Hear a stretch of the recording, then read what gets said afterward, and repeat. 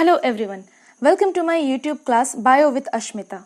So, hope you all are doing well. Today we are going to start a new chapter that is reproduction in organism. 12th NCERT का पहला unit reproduction 4 chapters contain करता है. Reproduction in organism, sexual reproduction in plant, sexual reproduction in flowering plant, human reproduction and reproductive health. So ये जो reproduction in organism ये basically introductory chapter है जिसमें हम लोग जो है डिफरेंट टर्मिनोलॉजीज के बारे में जानेंगे कि पार्थेनोजेनेसिस क्या होता है, नियोटेनी क्या होता है, पेडोजेनेसिस क्या होता है, पार्थेनोजेनेसिस के कितने टाइप हैं, एसेक्सुअल रिप्रोडक्शन के कितने टाइप्स हैं, उनमें क्या क्या कौन से फंक्शंस होते हैं. ये सारे जो इंट्रोडक्शन जो हम लोग ऑलरेडी 10th में पढ़ चुके हैं उसी को एक बार रिकॉल करेंगे कुछ और न्यू टर्म्स के साथ. ओके, सो हम लोग वेटेज जान लेते हैं इन नीट एग्जाम. अगर हम लोग पहला यूनिट देखें, पहले यूनिट का चैप्टर देखें that is reproduction in organism. So पिछले 10 साल में इससे लगभग 6 क्वेश्चंस जो हैं आए हैं और पिछले साल 2019 में इससे 1 क्वेश्चन आया है. इसका मतलब इन नीट बेसिस इसका वेटेज काफी कम है, पर चूंकि हम लोग को बाकी 3 चैप्टर्स भी पढ़ने हैं इसीलिए इस चैप्टर का जानना बहुत इम्पोर्टेंट है. हमारा जो नेक्स्ट चैप्टर है that is sexual reproduction in flowering plant. Sexual reproduction in flowering plant ये चैप्टर जो है नीट बेसिस में बहुत इंपॉर्टेंट है क्योंकि पिछले 10 साल में इससे 54 क्वेश्चन आए हैं, 54 क्वेश्चंस आए हैं और 2019 में 3 क्वेश्चंस आए हैं. 3 क्वेश्चन मतलब 12 मार्क्स, काफी ज्यादा है. नेक्स्ट है ह्यूमन रिप्रोडक्शन. तो ह्यूमन रिप्रोडक्शन से पिछले 10 साल में 50 क्वेश्चन आए हैं, 50 क्वेश्चंस, और 2019 में से 2 क्वेश्चन आए हैं. That is also a good weightage. And the last one that is reproductive health, इससे भी पिछले 10 साल में 24 क्वेश्चन आए हैं और 2019 में से 1 क्वेश्चन आए हैं. मतलब मान सकते हैं हम लोग कि 2020 में रिप्रोडक्शन इन ऑर्गेनिज्म से 1 क्वेश्चन आ सकता है क्योंकि पिछले 10 साल में अगर 6 क्वेश्चन है इसका मतलब काफी सारे ईयर में जो है ये चैप्टर स्किप भी किया है. नेक्स्ट है रिप्रोडक्शन से इन plant, sexual reproduction in flowering plant. तो इससे भी आपको कम से कम जो है 4 से 5 क्वेश्चंस देखने को मिल सकते हैं. नेक्स्ट है आपका ह्यूमन रिप्रोडक्शन. तो इससे भी आप मान के चलिए 4 से 5 क्वेश्चन, कभी 2 आए हैं, कभी 3 आए हैं, कभी 5-6 भी आया हुआ है. And the last one that is reproductive health. तो इससे भी आपको 2 से 3 क्वेश्चन जो है मिल सकते हैं. तो ये तो हो गया हमारा वेटेज अकॉर्डिंग टू नीट. तो आज हम लोग पढ़ेंगे रिप्रोडक्शन इन ऑर्गेनिज्म का कुछ इंपॉर्टेंट टर्मिनोलॉजीज और इंट्रोडक्शन ऑफ रिप्रोडक्शन. सो सबसे पहला जो है that is what is reproduction. So reproduction is basically a biological process. It is a biological process by which parents produce offspring like them. Like human being का जो offspring होगा that will be a human being. अगर कोई other species है उनके भी जो बच्चे होंगे, उनके भी जो offspring होंगे that will be like them. That is the reproduction. Next is reproduction is not essential for the survival of organism. जैसा कि हम लोग पहले ही हम लोगों ने लिविंग वर्ल्ड चैप्टर में पढ़ा है, क्लास 11th का पहला चैप्टर जो है उसमें, कि reproduction is not the definite character of living. ये डेफिनेट कैरेक्टर नहीं है, इसका मतलब सर्वाइवल के लिए असेंशियल नहीं है. फिर रिप्रोडक्शन असेंशियल क्यों है, ये जरूरी क्यों है? Because it is essential for the maintenance of continuity of a species. It is essential to maintain the continuity of a species. ये किसी भी स्पीसीज की कंटिन्यूटी को बरकरार रखता है. जैसे कि अगर एक रैट स्पीसीज है, ये रैट स्पीसीज रिप्रोडक्शन करना बंद कर देता है तो आफ्टर 10 to 20 ईयर्स जो है रिप्रोडक्शन नहीं हुआ तो पूरे के पूरे रैट स्पीसीज जो है वो खत्म होते नजर आएंगे. ओके, इसका मतलब यहाँ पे उनकी स्पीसीज की कॉन्टिन्यूटी खत्म हो रही है और वो तभी कंटिन्यू रहेगा जब रिप्रोडक्शन होगा. So no one lives forever but life continues due to reproduction. So that is a short introduction of reproduction.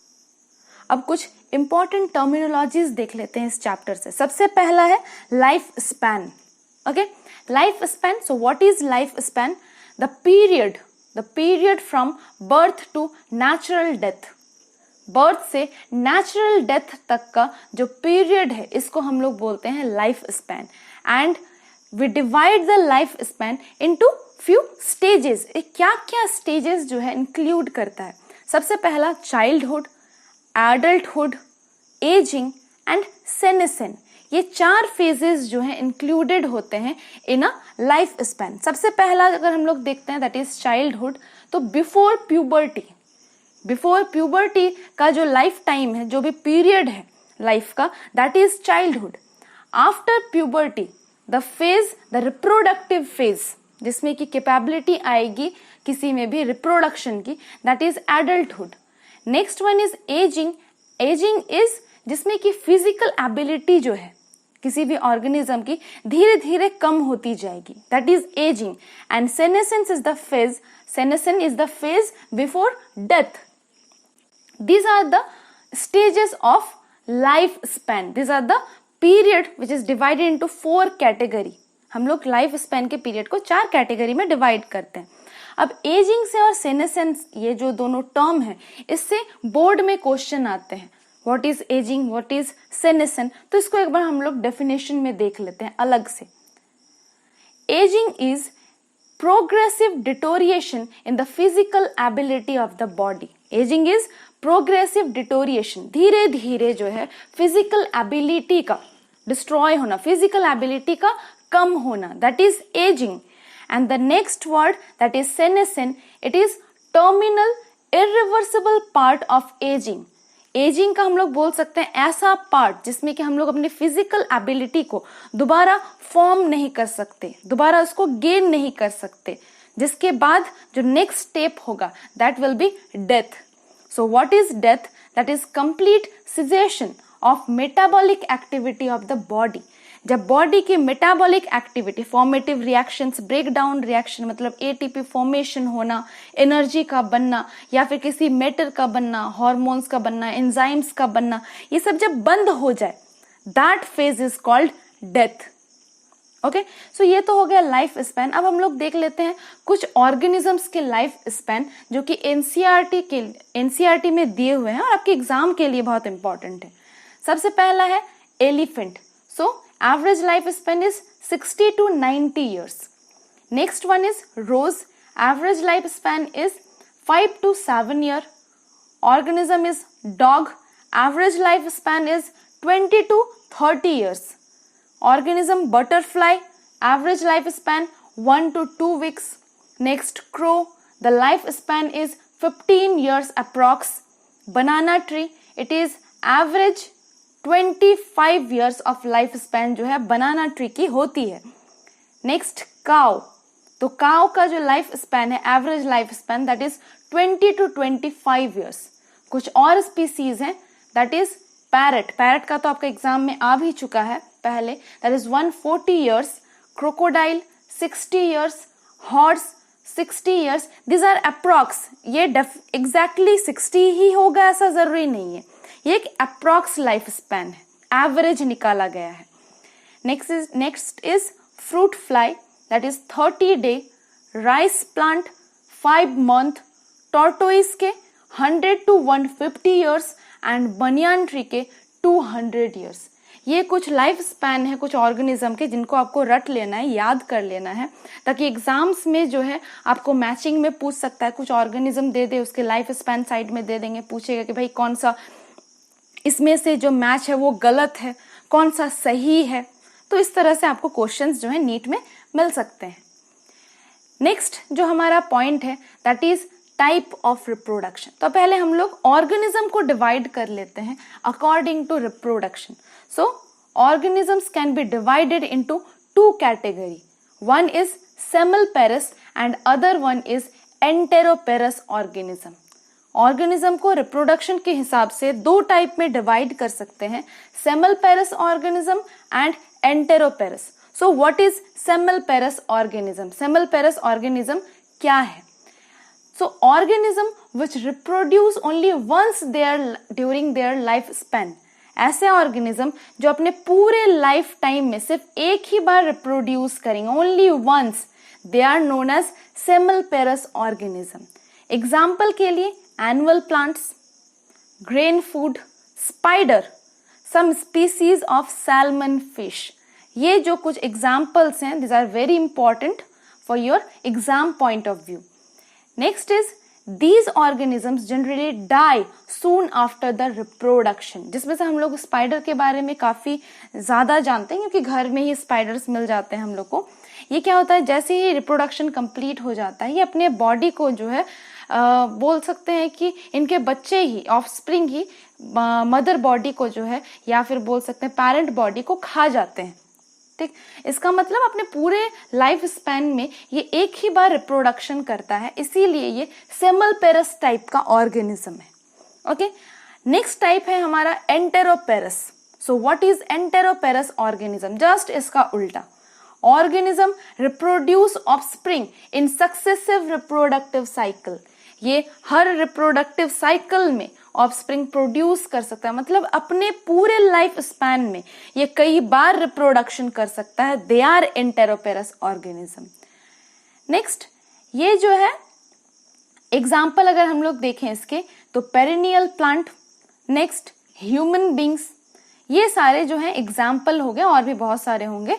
तो ये सारे एग्जाम्पल हो गए एंटेरोपेरस के, एंटेरोपेरस ऑर्गेनिज्म के। सेमल्पेरस लाइफ स्पैन में एक ही बार रिप्रोडक्शन करेगा। एंटेरोपेरस ये मल्टी टाइम रिप्रोडक्शन कर सकता है during their life span, like human being. Okay, next is the type of reproduction, जिसको हम लोग 10th में भी पढ़ चुके हैं, asexual and sexual type of reproduction. So the type of reproduction are asexual and sexual. So what is asexual reproduction? Asexual reproduction के कुछ यहाँ पे हम लोग जो है बेसिक पॉइंट्स के बारे में डिस्कस कर लेते हैं। सबसे पहला, it is uniparental, only one parent will be participate. यहाँ पे बोल सकते हैं कि दो पेरेंट होते ही नहीं है, एक मदर बॉडी होता है जो कि एसेक्सुअल रिप्रोडक्शन को कंप्लीट करता है और ऑफस्प्रिंग को फॉर्म करता है। Hence it is uniparental. If uniparental then no gamete formation. ठीक, अब अगर यूनिपेरेंटल है तो किस तरह से ऑफस्प्रिंग को फॉर्म करेगा? तो इसको हम लोग बोल सकते हैं कि it is somatogenic. Asexual reproduction is somatogenic because it take place in somatic cell. इसमें कोई भी जर्म सेल का फॉर्मेशन नहीं होगा, मतलब agamengenesis, no gametogenesis will take place, no sperm formation and no ovum formation. Next is only mitotic division will take place. अब हम लोग को पता है कि ये जो माइटोसिस होता है वो सोमैटिक सेल में होता है. If it is somatogenic, then for asexual reproduction the division will be mitotic division. Meiotic division यहाँ पे नहीं होगा क्योंकि gamete formation नहीं हो रहा है. Okay? So next point is no variation. If there is no gamete formation, then no fusion. अगर फ्यूजन नहीं होगा तो ऑब्वियसली यहाँ पे वेरिएशन भी नहीं होगा. दो अलग अलग कैरेक्टर का मिक्सअप होता है ड्यूरिंग फ्यूजन, तब जाके आपका वेरिएशन नजर आता है इन ऑफस्प्रिंग. बट अगर गैमेट फॉर्मेशन नहीं है तो फर्टिलाइजेशन भी नहीं होगा, फ्यूजन भी नहीं होगा गैमेट का, और ऑफस्प्रिंग में और पेरेंट्स में जो है वेरिएशन भी नजर नहीं आएगा. इसका मतलब if no variation then no role in evolution. कोई भी रोल एवोल्यूशन में इसका. कुछ और बेसिक पॉइंट्स देख लेते हैं हम लोग एसेक्सुअल रिप्रोडक्शन के. Like there is no haploid diploid alteration. So what is haploid diploid alteration? तो अगर हम लोग ह्यूमन बींग्स का रिप्रोडक्शन को स्टडी करते हैं तो क्या होता है कि इनमें जो सेल्स होंगे, द मदर सेल्स जो जर्म सेल को फॉर्म करते हैं, जिनको हम लोग मदर स्पर्म सेल या फिर mother ovum cell, primordial germ cell, अलग अलग नामों से जानते हैं. ठीक है, तो ये जो होता है डिप्लॉइड फेज में होता है.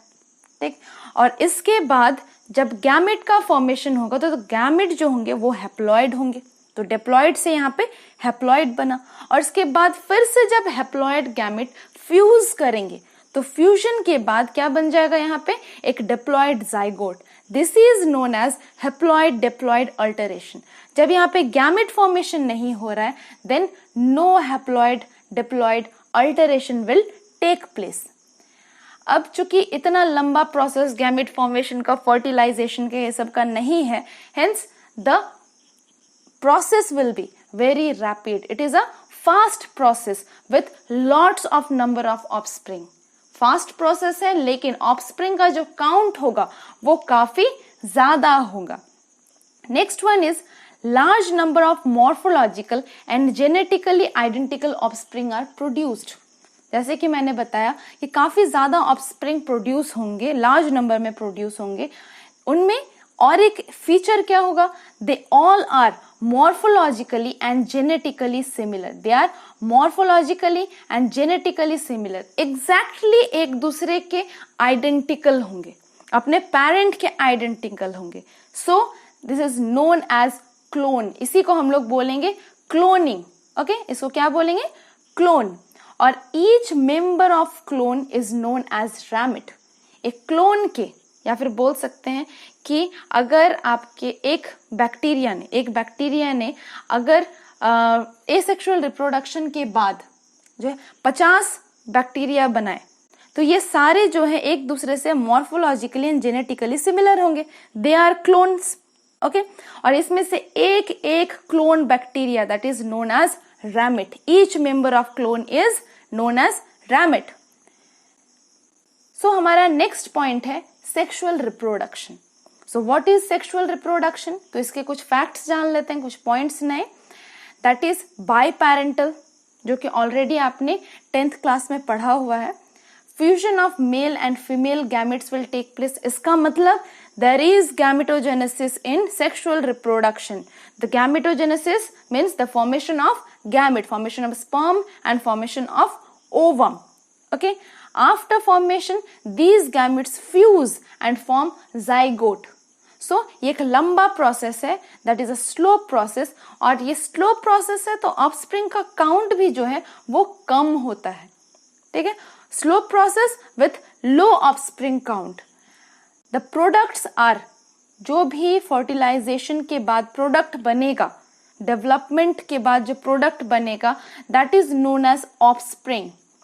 And because of fusion, because of fertilization of two gametes, variation will take place. इसका मतलब सेक्सुअल रिप्रोडक्शन जो है वो पार्टिसिपेट करता है, सेक्सुअल रिप्रोडक्शन पार्टिसिपेट करता है in what, in evolution. Okay, so ये तो आज हमारा कुछ बेसिक हम लोग इंट्रोडक्शन से स्टार्ट किए इस चैप्टर को।